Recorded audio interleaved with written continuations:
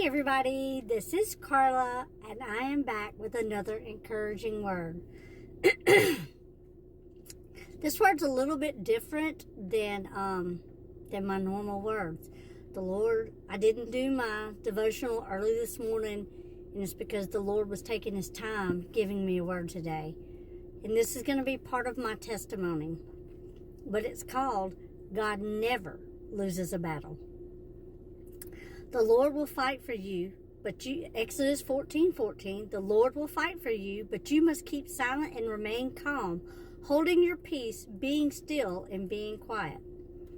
God's never lost a battle, and He's not about to lose the battle for your soul and your salvation. This verse is a promise that God will deliver His people from their enemies. Each of us have different enemies, okay? Me, personally, I had the enemies of rejection, abandonment, insecurity, bitterness, anger, depression, loneliness, and unforgiveness, and that's just a few of them. But I've been still for the past 6 years now, and the Lord has delivered me from my enemies. It's nothing short of a miracle.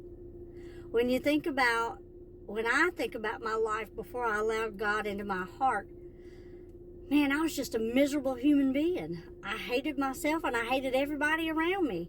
I was nasty and mean, and I didn't even realize how mean I was. I didn't even know it. Because I was a good person, but I was mean.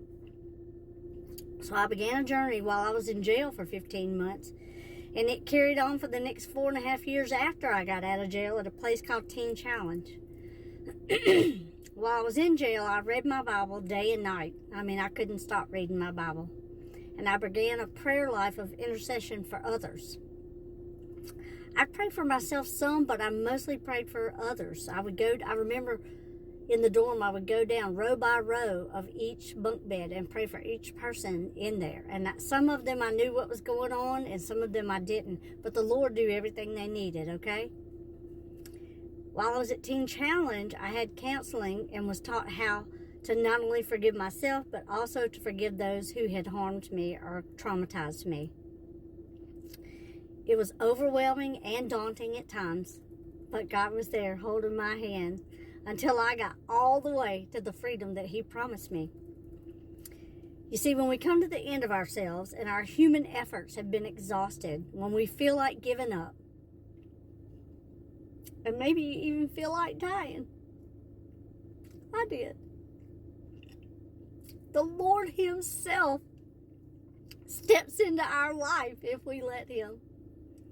I so desperately needed God, but I didn't even know what the void was in my life. I didn't understand what was missing, but it was Him. He was missing. So I told Him one night that I needed Him, and He started fighting all my battles for me. One by one, He untangled the mess I had made of my life.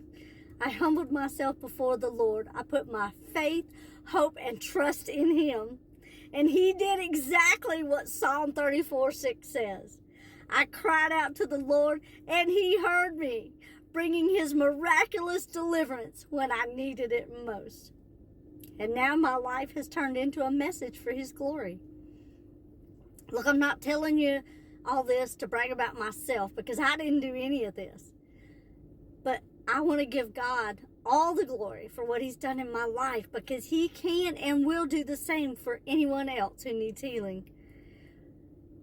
When we feel like we're facing impossible situations and overwhelming challenges, we can put our faith, hope, and trust in the Lord, and He will intervene on our behalf. He will fight our battles for us. He will send His angels to stand guard over us and protect us in all our ways. But this is going to require our trusting God's power and sovereignty over our lives. He will take our pain and use it for His purpose. We simply need to be still, stop panicking, stop complaining, and trying to force things to go our own way. We've got to let go of our control and actively surrender our lives to the Lord, relying on, trusting in, and believing God's plan for our lives.